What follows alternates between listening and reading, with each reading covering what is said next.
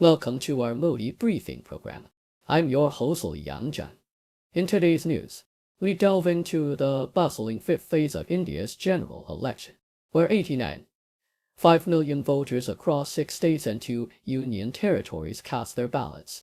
Prime Minister Narendra Modi is vying for a rare third term, with results expected on June 14th. From Gandhi's strongholds to the scenic landscapes of Ladakh, the political fervor is palpable. Meanwhile, a 17-year-old boy has been detained for voting multiple times for Modi's ruling party. The BJP sparking accusations of voter fraud. With a video of the incident going viral, the Election Commission has suspended officials and ordered a fresh vote, leading to a heated debate over election integrity. Lastly, a shocking report has revealed that Meta, the parent company of Facebook and Instagram, approved inflammatory political ads during India's election. These ads religious violence and spread disinformation were part of a test by watchdog groups to evaluate Meta's content filtering mechanisms. The findings have raised serious concerns about the role of social media in political processes. Please stay tuned for detailed coverage. Al Jazeera. In the fifth phase of India's monumental general election, nearly 970 million eligible voters are casting their ballots, with Prime Minister Narendra Modi seeking an unprecedented third term. This phase, which had the fewest constituencies with 89.5 million voters deciding 49 seats across 6 states and 2 union territories, saw key battlegrounds like Raebareli and Yamthi, bastions of the Nehru-Gandhi dynasty, go to the polls. Rahul Gandhi, contesting from Raebareli and Wayanad, received an emotional endorsement from his mother, Sonia Gandhi, urging voters to support her son as they had supported her. Meanwhile, in Ladakh, residents voted with a focus on demanding statehood and cultural protection, highlighting the region's unique demographic composition and its struggle for constitutional recognition. The election also saw voters in Ayodhya, the site of the newly inaugurated Ram Temple, divided on whether religious sentiments should influence their vote. South China Morning Post: a scandal erupted in Uttar Pradesh during India's national elections when a 17-year-old was detained for voting 8 times for Prime Minister Narendra Modi's BJP, sparking allegations of voter fraud. The Election Commission swiftly suspended poll officials and ordered a re-vote at the implicated polling station after the boy's video went viral. This incident, occurring in the populous state of Uttar Pradesh, underscores the intense scrutiny and allegations of electoral malpractice that Modi's administration faces. Modi, who is seeking his 3rd consecutive term, has been accused by rivals of undermining democratic institutions and exerting undue influence over election authorities. Rahul Gandhi, a prominent opposition leader, criticized the BJP for allegedly pressuring the electoral system, urging officials to uphold their constitutional duties without succumbing to governmental pressure. Yahoo! US. In Odisha, Prime Minister Narendra Modi is aggressively campaigning to wrest control from his former ally, Chief Minister Navin Patnaik, whose BJP nodded out BJD won 12 of the 20 home parliamentary seats in 2019. This mineral-rich state, marked by rapid industrialization and environmental degradation, presents a challenging battleground with issues like poverty among tribal populations, pollution, and inadequate healthcare. In Sundargarh, the BJP has fielded tribal leader Joel Oram against BJP's candidate, former hockey captain Dilip Turkey. Modi's party is also relying on the support of a former royal family member in Ballinger. Meanwhile, in Mumbai, a city of stark contrast between wealth and poverty, voters turned out in significant numbers as the opposition alliance sought to challenge Modi's dominance. The broader election landscape reveals voters prioritizing local issues over national narratives, with reports highlighting both the absence of a strong pro-Modi wave and the influence of social media disinformation on the electoral process. Guardian.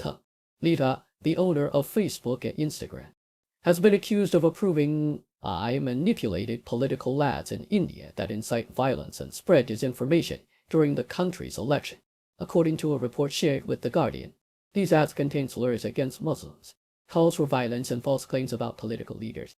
The ads were created by India Civil Watch International and EC to test Meta's ability to detect harmful political content. Despite Meta's public commitment to preventing the spread of manipulated content, 14 out of 28 submitted ads were approved. These ads targeted Muslims and violated Meta's policies on hate speech. Misinformation, Measure and Violence. The report highlights Meta's failure to recognize these ads as political, allowing them to bypass India's election rules. Meta's spokesperson claimed that the company removes content violating its standards, but the findings suggest significant gaps in their enforcement mechanisms. Diplomat. In the 2024 Indian elections, climate change and extreme weather conditions, particularly heat waves, have been largely ignored by political parties. Despite India experiencing record-breaking temperatures and multiple heat waves, which have caused health issues and disrupted campaigning, these issues have not been a focal point in electoral discussions.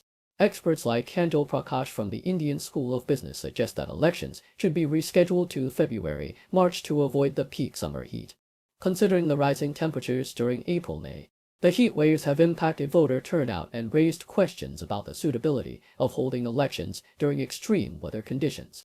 While some regional parties have addressed climate-related issues, such as hydropower projects in Sikkim and coastal erosion in Odisha, the broader national discourse has largely overlooked the climate crisis. This neglect persists despite scientific warnings about the increasing frequency of extreme weather events due to global warming, highlighting a disconnect between political agendas and urgent environmental challenges. Sydney Morning Herald. Australian Foreign Affairs Minister Penny Wong has subtly criticized Indian Prime Minister Narendra Modi's treatment of religious minorities and the media while announcing plans to strengthen trade ties with India. Speaking at the launch of the Centre for Australia-India Relations, Wong noted the global challenges to pluralism and democracy, indirectly referencing recent developments in India.